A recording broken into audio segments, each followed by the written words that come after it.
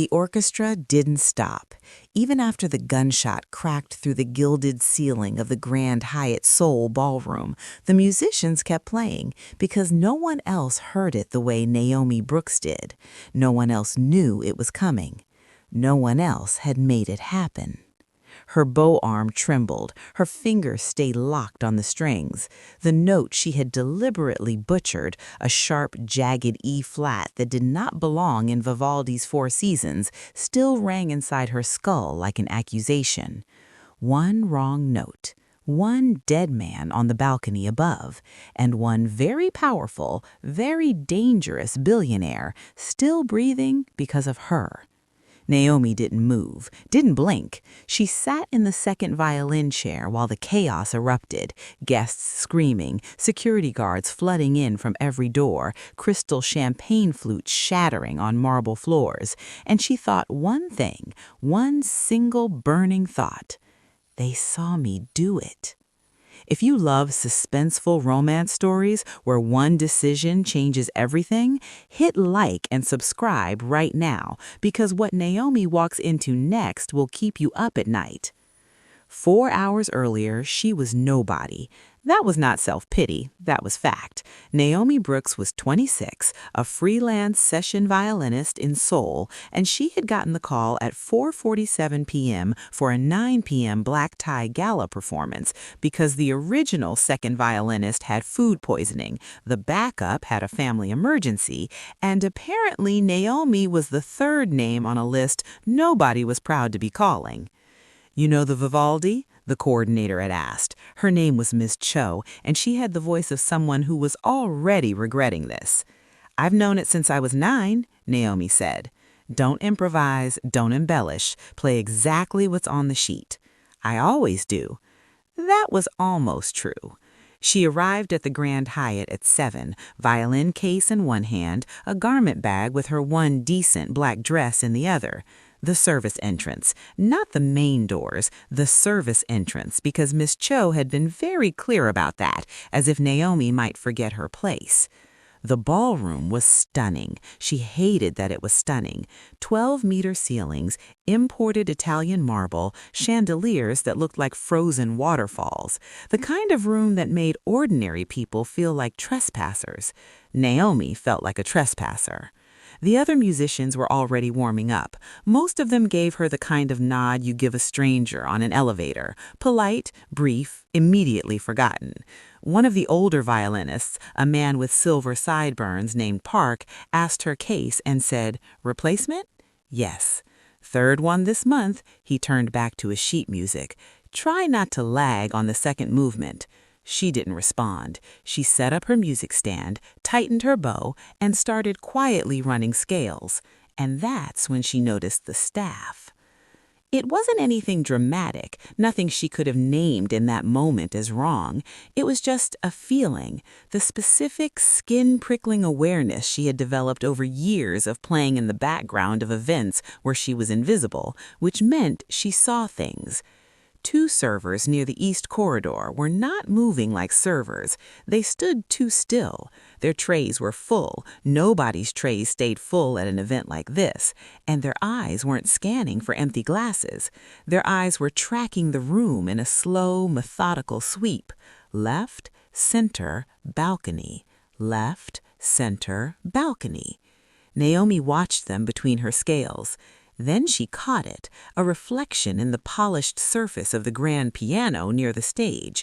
Just a fragment, just a second, a shape beneath a jacket that did not belong. Her bow slipped on the D-string. That's a gun. Not a radio, not a phone. The angle was wrong for both. The shape was flat, pressed against the ribs, and the man holding the tray had shifted just enough to reveal the outline. Naomi looked down at her music sheet. Her heartbeat was very loud. "Don't be dramatic," she told herself. "Security carries weapons at events like this. That's normal." Except she looked at the actual security guards, the ones in official dark suits with earpieces and lanyards. They were by the main doors, by the VIP entrance, near the stage. Not dressed as servers, not standing with full trays, eyes on the balcony. She tuned her A string and tried to slow her breathing. Then she heard it, a whisper, barely a sound, more like a pressure against the air, from directly behind the stage curtain, close enough that the fabric rippled. Blue tie, wait for signal. Comment below, have you ever walked into a room where something felt wrong, but everyone else seemed completely fine? Because that is exactly where Naomi is right now.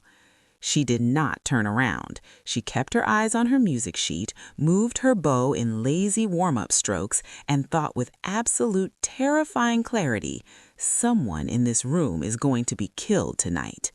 The question was who?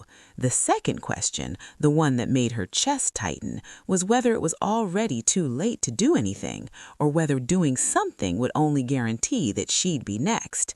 She scanned the balcony. There was one man up there who stood differently from the rest, not louder, quieter, while the other VIP guests clustered in conversational groups, angling towards each other with practiced ease. He stood apart, one hand in his pocket, a glass of water, not champagne, in the other.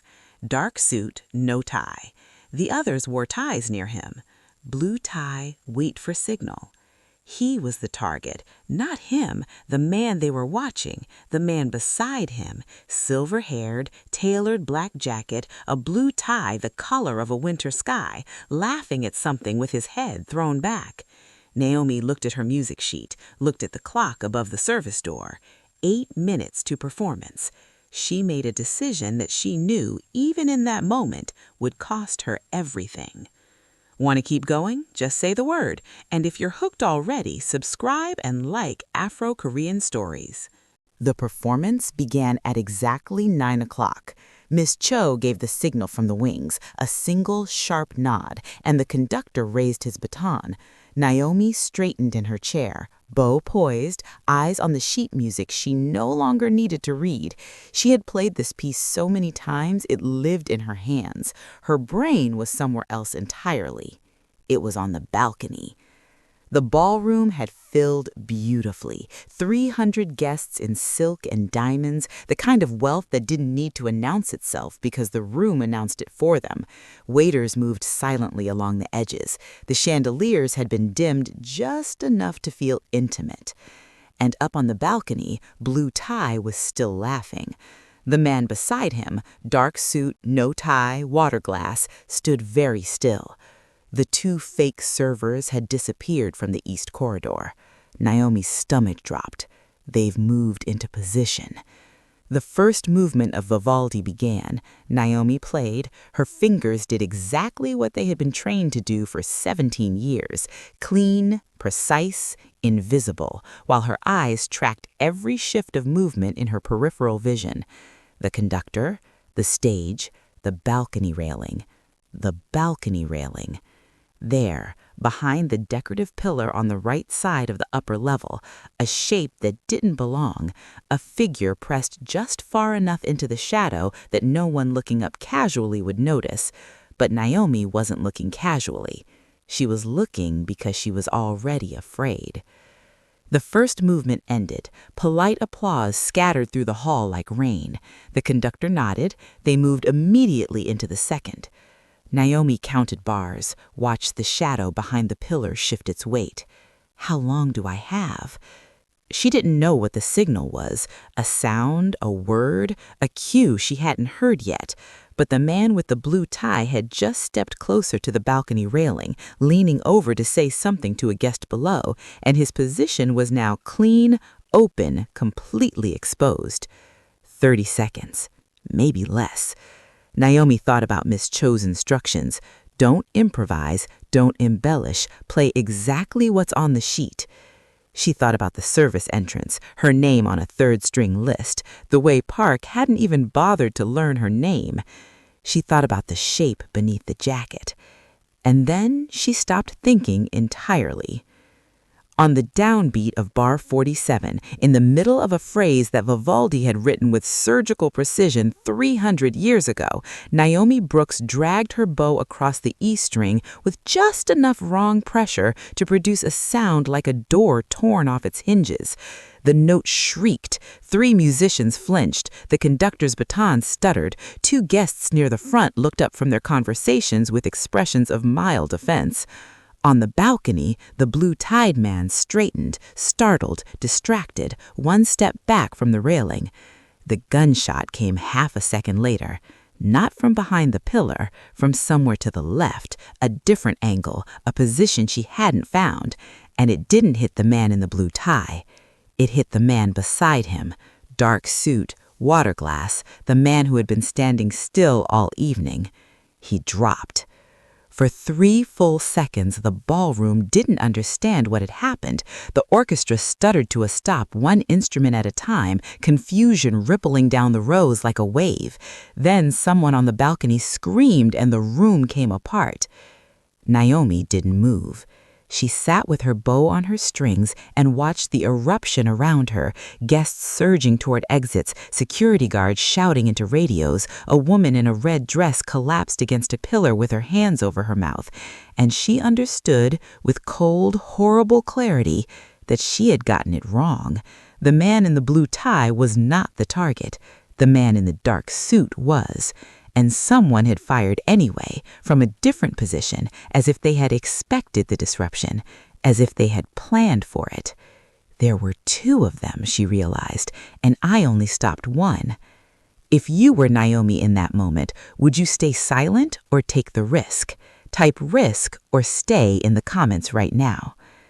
She was still sitting there when the hand closed around her arm. "Don't stand up," the voice said, quiet, close, English with a Korean undertone, each word placed like it weighed something. "Don't look around. Don't speak." Naomi looked anyway. The man beside her was not a musician. She would have noticed him earlier if he'd been in the orchestra. She noticed everyone, which meant he had moved into the chair beside her during the chaos and done it so smoothly that she still wasn't sure exactly when. He was in his early 30s, dark eyes that held the specific, unsettling quality of someone who was the calmest person in any room, not because they were at peace, but because they had already calculated every exit. Sharp jaw, a small, faded scar beneath his left eye that looked like it had a story she did not want to hear. He was looking at her the way you look at a problem you haven't solved yet. "You played the wrong note on purpose," he said. It was not a question. Naomi's mouth was dry. "I don't know what you're talking about." "You do." He still hadn't raised his voice. Around them, the ballroom was pandemonium, people shouting, someone crying, security guards clearing the floor, and he was speaking at the volume of a man ordering coffee. "You saw something, you acted on it, and now a man is dead who wasn't supposed to die tonight." "I didn't—" "I'm not accusing you."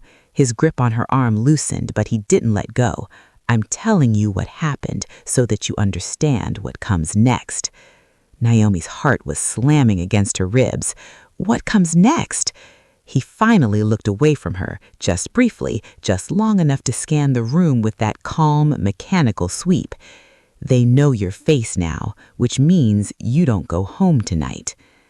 Naomi is about to come face to face with exactly who Kang Dae-Hyun is and why his protection might be more dangerous than the threat itself. The next phase coming the moment you ask. And if you're not subscribed yet, do it now because this story only gets more intense from here. They didn't take her through the main exit. De-hun moved her through the service corridor, the same one she had entered through 4 hours ago, violin case in hand, feeling like a trespasser. Now she felt like something worse. She felt like a variable in someone else's equation, being relocated before she could cause more damage. She pulled her arm free halfway down the corridor. "Stop," she planted her feet. "I'm not going anywhere with a stranger who grabbed me in a crime scene." He stopped walking, turned around slowly, the way a man turns when he has all the time in the world and knows it. "Kang Dae-Hyun," he said. "Now I'm not a stranger." That's not how that works. You played a deliberate wrong note at a private gala to disrupt what you believed was an assassination attempt on a high-value target. He tilted his head slightly. You were partially correct, which means your instincts are good, which means you should use them right now and walk with me. Naomi stared at him. Everything about him was controlled. His posture, his breathing, the way his eyes never seemed to rush even when they were moving fast across a room. It was not the stillness of someone calm. It was the stillness of someone who had learned, at significant personal cost, to never let anything show. She picked up her violin case from where she'd dropped it against the wall. "If I scream," she said, "security comes." Security in this building is currently occupied with a dead body and 300 panicking guests. He turned back toward the corridor exit. You have about 90 seconds before the police lock down every exit. Come or don't. She came. The car was black, unmarked, idling in the loading bay with a driver who didn't turn around and didn't speak. De-hun opened the rear door for her, not with courtesy, with efficiency, and got in after her. The door closed. The city moved past the tinted windows in streaks of light. Naomi kept her violin case on her lap like a shield. "The man who was shot," she said. "Who was he?" "Someone who knew too much about the wrong people." That's not an answer. It's the only one that's safe for you tonight. He was looking out his window. His profile in the passing light was sharp, unreadable. The less you know right now, the better your chances of going back to your life in 72 hours. "And if I want to know more?" she asked. "Then your life gets significantly more complicated," he said. Naomi looked at her violin case, at the latches she had closed and opened 10,000 times, at the small scratch on the corner when she was 16 and dropped it running for a bus. "The man in the blue tie," she said, "he was supposed to be the target. That's what the whisper said. Blue tie, wait for signal. But the man who got shot was standing next to him. So either the shooter missed, the shooter doesn't miss." The word landed in the car like a stone in still water. Naomi processed that. "So there were two shooters," she said slowly. "One who was going to take the blue tie target, one who was always going to take the other man. And my wrong note disrupted the first shooter's timing, but the second one fired anyway on schedule." De-hun said nothing, which was its own kind of answer. "The man in the blue tie," Naomi said. "That's you, isn't it?" The silence stretched for 4 full seconds. "You're observant," he said. "I'm a session violinist. I spend my life being invisible in rooms full of powerful people." She turned to face him fully now, and she was surprised to find that the fear had shifted into something sharper and cleaner, something close to anger. "I notice everything," she said. "That's why I noticed your guards weren't your guards. That's why I noticed the reflection. That's why you're in this car instead of giving a statement to the police." His voice hadn't changed, still quiet, still level. "And that's why the people who plan tonight already know your name, your face, and the fact that you deliberately interfered." The anger cooled just slightly. "How do they know so fast?" "Because someone in that ballroom was watching for exactly the kind of disruption you caused. You were supposed to be invisible. You chose not to be." It wasn't an accusation. It was almost appreciative, in the flattest, most emotionless way she had ever heard appreciation expressed. "You're welcome," Naomi said. Something shifted at the corner of his mouth, not quite a smile, the ghost of one maybe, gone before she could be sure it was ever there. "At this point, would you cut all ties and run, or stay and face it? Comment run or stay, because where Naomi goes from here changes everything." He took her to an apartment in Mapogu, clean, sparse, the kind of space that had been furnished for function and nothing else. White walls, one couch, a kitchen that looked like it had never been cooked in. There was a woman waiting inside, Late 40s, short hair, the posture of someone who had spent years in rooms where posture mattered. She looked at Naomi like a doctor looks at a chart, quickly, completely, without feeling. "She's not hurt," De-hun said. "I can see that." The director handed Naomi a bottle of water without being asked. "I'm Director Han. I manage certain aspects of Mr. Kang's operations." "What kind of operations?" Naomi asked. "The kind that require safe houses." She said it without irony. "Sit down, Miss Brooks. We need to talk about what you saw tonight and what it means for the next 72 hours. Naomi sat. She put her violin case beside her feet and wrapped both hands around the water bottle and tried to organize the last 40 minutes into something that made sense. "The man who died," she said, "was he one of yours?" Director Han glanced at De-hun. De-hun was looking at the window. "No," Director Han said. "He was one of theirs, someone a moderating voice, someone who was preventing a larger conflict from escalating. His death was not an accident and not a mistake. It was a message to Mr. Kang, to several other parties, and now, unfortunately, to anyone who was seen interfering." Naomi closed her eyes for exactly 2 seconds. Then she opened them. "Tell me everything," she said. The full picture is about to break open, and when Naomi hears who's really behind this, everything she thought she understood changes. Subscribe now and hit the bell. Director Han talked for 20 minutes. Naomi didn't interrupt once. By the time Han finished, the water bottle in Naomi's hands had been twisted so many times the plastic had gone white at the center. The short version was this. Kang Dae-Hyun was not simply a billionaire. He was the principal shareholder and silent operator behind a financial consortium that controlled infrastructure contracts across 6 Asian economies. Roads, ports, energy grids, the kind of assets that governments needed and certain private interests wanted to own quietly without the inconvenience of democracy getting in the way. For 3 years, a man named Ryu Takeda had been systematically dismantling every legal and financial barrier between himself and those assets, not with force, not yet, with patience, with lawyers and shell companies and carefully arranged accidents that were never quite provable.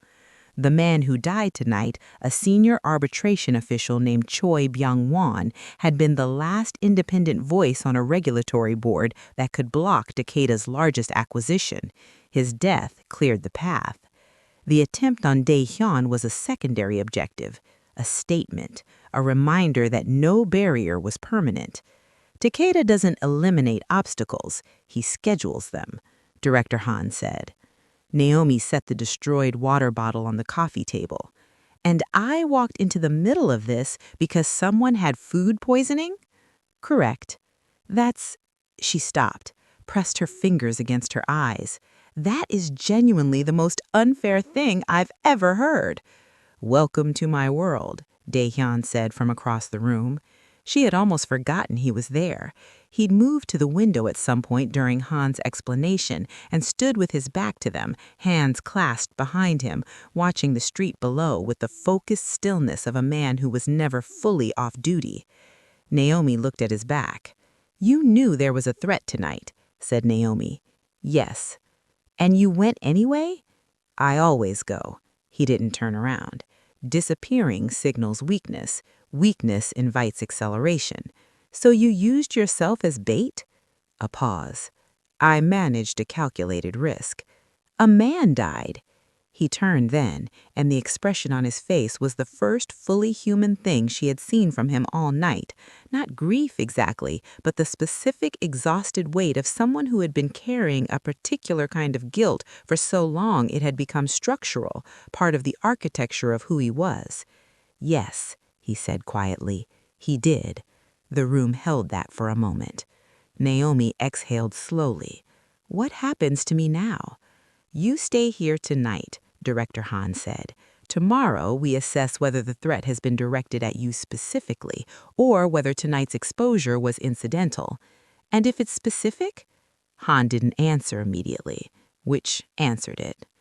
She couldn't sleep. The safe house had a second bedroom, sparse like everything else, a bed with gray sheets and a window that looked at a brick wall, and Naomi lay on top of the covers fully dressed at 2 in the morning, staring at the ceiling with her violin case propped against the wall beside her. She had called no one. Han had advised against it. Her phone was in her jacket pocket, and she had not touched it, which meant somewhere in the city her roommate Soo-yeon was probably asleep and unaware that Naomi's quiet, invisible life had just detonated. She thought about the rehearsal earlier that evening, Park telling her not to lag on the second movement. She thought about the wrong note, the physical memory of it, the specific wrongness of dragging her bow against her own training. 17 years of muscle memory overridden in 1 second by a decision she was still not entirely sure had been rational. You chose not to be invisible. She was still thinking about that when the knock came at the bedroom door. Quiet. 2 knocks. "I'm awake," she said. De-hyun opened the door but didn't come in. He leaned against the frame with his jacket off now, shirt sleeves rolled to the forearm, and he looked not softer exactly, but less assembled, like a version of himself that existed only after midnight when the performance of control was too expensive to maintain. He held 2 mugs. "Tea," he said. "Han keeps the kitchen stocked." Naomi sat up and took the mug because her hands needed something to do. He stayed in the doorway. "You should sleep," he said. "You're not sleeping." "I don't sleep well in safe houses." "How many safe houses have you been in?" He considered the question with more seriousness than it probably warranted. 11, in the last 4 years. Naomi looked at him over the rim of her mug. "That's not a life. That's a siege." Something moved across his face. Surprise, maybe. The particular surprise of someone who has been described accurately by someone who had no reason to see them clearly. "It's manageable," he said. "That's what people say about things that aren't." He was quiet for a moment. Outside, a car passed on the street below. The city continued its indifferent business. "Why music?" he asked. It seemed to cost him something, the question, like he had been holding it since the ballroom and finally decided the holding was more work than the asking. Naomi looked at her violin case. "Because it's the only place I've ever been completely in control. Every other part of my life, where I get to go, what rooms I'm allowed in, whether people see me or look through me, none of that is mine. But when I play," she paused, "when I play, I decide what the room feels, nobody else." Silence. "Until tonight," he said, not cruelly, carefully. "Until tonight," she agreed. "Tonight I decided something different." She looked up at him. "I'm still not sure if that was brave or stupid." "In my experience," De-hyun said, "it's usually both." And for the first time since the gunshot, Naomi almost smiled. It was small, brief, the ghost of something, but he saw it. She could tell he saw it because something in his expression shifted the way a room shifts when someone opens a window, just slightly, just enough to change the quality of the air. "Be honest, would you trust him at this point? Yes or no, drop it in the comments right now." He straightened from the doorframe. "There's a security update at 6. Try to sleep before then." "De-hyun." He stopped. It was the first time she had used his name. They both noticed. "Thank you for the tea." He nodded once, pulled the door almost closed. Then, from the other side of it, so quietly she nearly missed it. "Thank you for the wrong note." She was asleep within 10 minutes. She dreamed of the ballroom, of chandeliers and Vivaldi, and a single, ugly, perfect note that split the air like lightning. She didn't dream of the gunshot. She dreamed of the ghost of a smile at the corner of a careful man's mouth. At 5:48 a.m., her phone buzzed. Unknown number. One message. "You're still not safe, and neither is he. The person who gave your name is still in that building." Naomi sat up in the gray-sheeted bed in the safe house in Mapo-gu, heart slamming, and read the message 3 times. Then she got up, walked to the door, and knocked hard on the room across the hall. "De-hyun," her voice came out steady. She was surprised. "Wake up. We have a problem." Someone inside the circle sold Naomi out, and the final batch is where everything collides.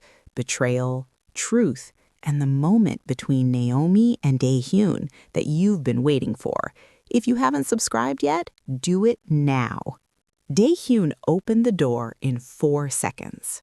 He was already awake, already dressed, which meant he had never actually gone to sleep, and Naomi filed that information away next to the 11 safe houses and the water instead of champagne and the ghost of a smile that had probably cost him something. She held the phone out. He read the message, read it again. His jaw tightened, barely, just a fraction, and then the stillness came back down over him like a curtain. "When did this come in?" he asked. 3 minutes ago. He was already moving down the hallway. "Han." Director Han emerged from the main room looking like someone who had also not slept, or like someone who slept the way soldiers sleep, one ear always open, body already halfway to standing. She read the message. Her expression didn't change, but her eyes did something, a quick internal calculation that Naomi recognized as the look of someone eliminating names from a list. "How many people knew she was here?" Naomi asked. 4, Han said. "Then you have a very short list." "We have a very serious problem." Han set the phone on the table. "This message was sent to warn you, not threaten you. Someone with access to our circle is trying to help you, which means they're also trying to help us, which means the situation inside Takeda's operation is more fractured than we understood." De-hun stood at the window again. Dawn was just beginning to gray the edges of the city. His reflection in the glass was sharp and still and tired in a way that his face would never admit. "Or," he said, "it's designed to look that way, to create confusion, to make us trust a source we shouldn't trust." "You think it's a trap?" Naomi said. "I think everything is a trap until proven otherwise." He turned from the window. His eyes found hers. "That's also how you end up alone in 11 safe houses." The silence that followed was not uncomfortable. It was the silence of something true landing in a room and everyone waiting to see if it would be acknowledged or ignored. De-hun looked at her for a long moment. "We need to move," he said. "Now." They were in the car by 6:15. Different car, different driver, Han in the front seat with a phone pressed to her ear, speaking in clipped half-sentences to someone Naomi couldn't identify. Naomi sat beside De-hun in the back. The city was just waking up, street vendors setting out, early commuters moving in quiet clusters, the ordinary machinery of a morning that had no idea what was happening inside this car. It felt surreal, the specific surrealism of a crisis moving through a normal world without disturbing it. "Where are we going?" she asked. "Secondary location, stronger security. We'll reassess from there." "And after that?" He looked at her. "What do you mean?" "I mean," she stopped, organized it. "I mean, at some point this ends, right? Either Takeda is stopped or he isn't. Either the person who leaked my name is found or they aren't. At some point I go back to being a session violinist who no one calls until they're third on a list." She looked at her hands. "I need to know there's an after." De-hun was quiet for a moment. "There's an after," he said. "I will make sure of it." It was the most direct thing he had said to her, not managed, not calculated, just stated the way you state something you've already decided. Naomi felt it move through her chest like the first note of a piece she hadn't heard before. The secondary location was a private building in Yongsan, smaller than the safe house, but the kind of small that was deliberate, controlled, every window reinforced, every entrance monitored. Han pulled De-hun aside the moment they arrived. Naomi stood in the main room and listened to the murmur of their voices without catching words, and looked at a city waking up through bulletproof glass and thought about the message on her phone. "The person who gave us your name is still in that building." Not was, is, present tense. She turned around. Han? Her voice cut across the room cleanly. Both of them looked at her. Is still in that building, the Grand Hyatt, last night's building. Han stilled. The gala ended at 10, Naomi continued. The building was locked down by police by 9:30, a crime scene. Nobody leaves a crime scene voluntarily at 6 in the morning unless they have a reason to stay, De-hun said slowly. Or unless they were detained. Naomi met his eyes. Who on your team was held for questioning last night? The look that passed between De-hun and Han lasted exactly 2 seconds. Then Han was on the phone. It took 11 minutes to confirm. One of De-hun's junior security coordinators, a man named So, 29 years old, 3 years in De-hun's operation, had been voluntarily cooperating with police interviews at the scene, longer than necessary, longer than any of the others. He had also, Han confirmed with a voice stripped of everything except precision, accessed the safe house location file at 11:47 p.m., after the event, after he had no operational reason to.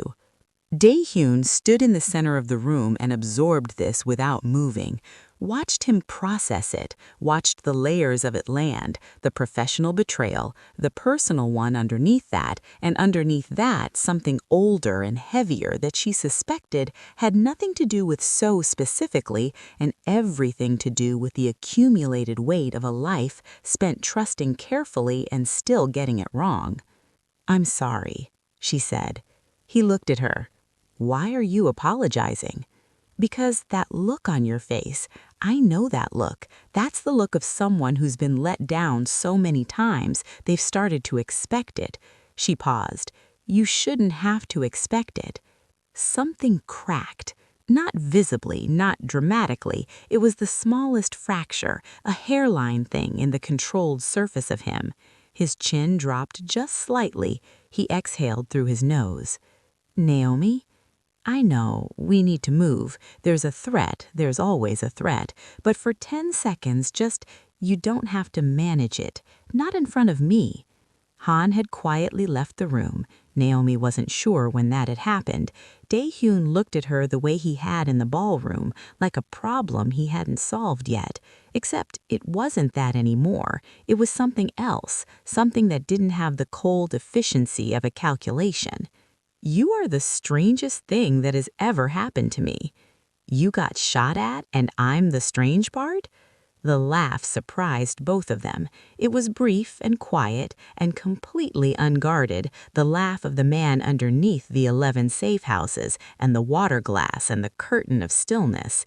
Naomi heard it and felt something settle in her chest, warm and certain, like the first note of a piece she already knew she loved. He reached out.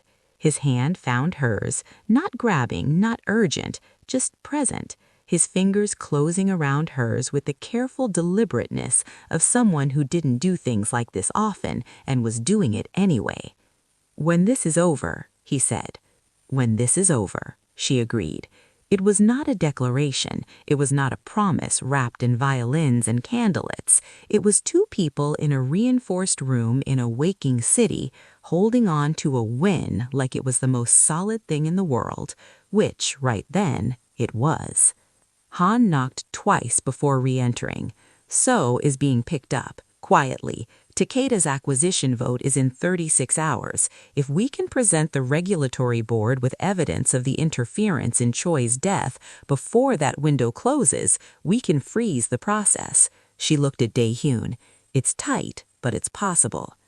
Then we move tonight, De-hun said. He had not let go of Naomi's hand. Han noticed, said nothing. The corner of her mouth moved in a way that was almost a smile. "Ms. Brooks," she said, "I don't suppose you'd be willing to—" "Yes," Naomi said, before she finished the sentence. Han raised her eyebrow. "Whatever you need," Naomi said. "I already played the wrong note. Might as well see how the piece ends." De-hun looked at her. And this time, the smile wasn't a ghost. It was real and brief and only for her, and it was the most unguarded, beautiful thing she had seen in a room full of beautiful things. She picked up her violin case. "Tell me the plan," she said. And that is where our story stands, the clock running, the enemy circling, and two people who found each other in the middle of a war neither of them chose. If you made it this far, you already know what to do. Hit subscribe and turn on notifications because part 2 is coming and it brings everything. The confrontation with Takeda, the truth about So's betrayal, and the moment Naomi and De-hun stop calling it when and start calling it now. Comment part 2 below if you're ready. And if this story moved you, like this video. It takes 1 second and it means everything. See you in part 2.